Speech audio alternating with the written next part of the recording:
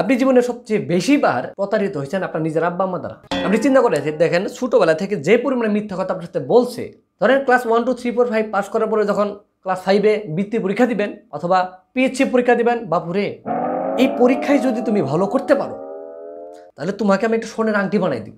এই মনের মধ্যে আশা ঢুকাইলো, দুমায়ে পড়াশোনা করলেন, করে জিপিএ 5 পাইলেন বা ওই টেলেমগুলো বৃত্তি পাইলেন। এরপর আপনার আব্বা আমার চিনবেই না আপনারে। আব্বা কইছিলাম যে দিমু দিমু তো দিমু, এই সামনে দিমু 2-3 মাস পরে দিমু, হাতে তখন টাকা পয়সা কম, দিমু সমস্যা নেই, তুমি পড়াশোনা করতে থাকো, দিমু তো আমি। এই দিমু দিমু করতে করতে 2 বছর চলে যাব, তখন আমি ক্লাস 8-এ, তখন আবার আসবে 8-এ জিএসসি পরীক্ষার সময়। বাপুরে আমি তোমার একটা জিনিস দিতে চাইছিলাম কিন্তু আমি ব্যস্ততার জন্য পারি নাই, কিন্তু তুমি এই 8-এ যদি জিএসসি পরীক্ষায় তুমি যদি জিপিএ 5 পাও তাহলে তোমাকে আমি একটা সাইকেল কিনে দিব, তুমি ভালো মতো পড়ো এবার পাক্কা। ঠিক আছে, আপনি আশা দিয়েছেন, আপনাকে তুমুল ভাবে পড়াশোনা করছেন, করে জিপিএ 5 পাইছেন, এবার বাবার কাছে যাবেন। হ্যাঁ, সংসারের যে অবস্থা কি কম, আজকাল জিনিসপত্র কত দাম, সংসার খরচ, অসুখ বিসুখ, ওরে খোদারে, মানে পুরা রামায়ণ ইতিহাস পুরাটাই আপনার শোনাই দিবে। এটাও গেল। এরপর 2 বছর সাইকেল নিয়ে কোনো গপ্পই নাই, কোনো কথা নাই, তার মুখে কোনো কিছু শুনবেন না। 2 বছর পর যখন 9-10 শেষ, এসএসসি পরীক্ষার সময়, তখন আবার আপনার কাছে আসবে। এবার তুমি যদি পরীক্ষায় ভালো করো, পরীক্ষায়, তাহলে তোমাকে টাচ মোবাইল কিনে দেবো নিশ্চিত।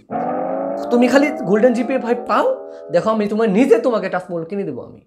তখন যতই আপনার মনে তো আশা থাকবে, জানা যেহেতু ওই 2টা দেয় নাই, এটা দিতে পারে, টাচ মোবাইল এখন তো দরকার।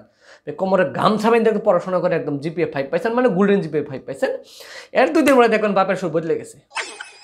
এত টাকা পয়সা কইতে দিমু, হ্যাঁ, সংসার খরচ, তোমার বোনের খরচ, পড়াশোনা, সংসার, কেমনটা লাগে কোন? আমি তো চাই নাই। তাহলে আশা দিবা, তুমি রাখতে পারবে, তুমি আশা দিবা কিসের জন্য? এটা শেষ, আপনি ছাড়বেন না কোনোভাবেই।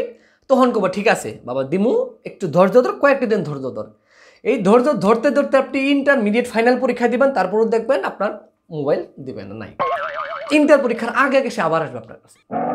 শোনো, তোমাকে আমি জীবনে অনেক কিছু দিতে চাইছি কিন্তু কিছুই দিতে পারি নাই। আমার এখন আবেগ বিবেক জাগ্রত হয়ে গেছে, আমি এখন বুঝতে পারছি যে না, আমার ছেলেকে যেটা দেওয়ার কথা ছিল বা আমার মেয়েকে যেটা দেওয়ার কথা ছিল আমি দিতে পারি নাই, আমি এবার শিওর দিব। এবার তখন কি করবে?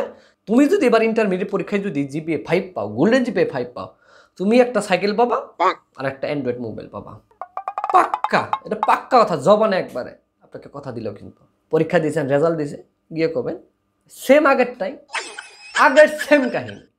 কোন রামায়ণ, সংসার সমস্যা, হ্যান সমস্যা, অসুখ বিসুখ, বাজার খরচ, হাবি জাবি দিয়ে শেষ। আপনি 3 মাস চুপচাপ চাবেন না, কোনো কিছু চাবেন না, দেখবেন এডমিশনের পরীক্ষা আগ দিয়ে আবার সেম আগের কাহিনী। এখন এইভাবে চিন্তা করে দেখেন, আপনার জীবনের প্রত্যেকটা পরীক্ষায় সে প্রত্যেকবার আশ্বাস দিছে, প্রত্যেকবার ভরসা দিছে, প্রত্যেকবারই ভঙ্গ করছে। এখন যদি কোনোদিন যদি চাকরি বাকরি নিয়ে যদি কোনো কিছু যদি কোনোদিন সুযোগ আসে, এই সুযোগ ছাড়বেন না। বলবেন যে দেখো জীবনে অনেক কিছু আশা দিছো, কিছুই রাখো নাই, এইবার আমি একটা নিজে থেকে জিনিস চাইবো। গিয়ে বলবেন যে আমি যদি পরীক্ষা করতে পারি তাহলে আমাকে বিয়ে করাই দিতে হবে, পাক্কা। অথবা তারও যদি কোনো প্রয়োজন হয়, যে প্রয়োজন আপনাকে লাগবে, ওই জায়গাতে তারা ধরবেন, ধরে বিয়েটা করে তারপরে নিজের জীবন ফাইনাল করে, তারপরে গুড বাই।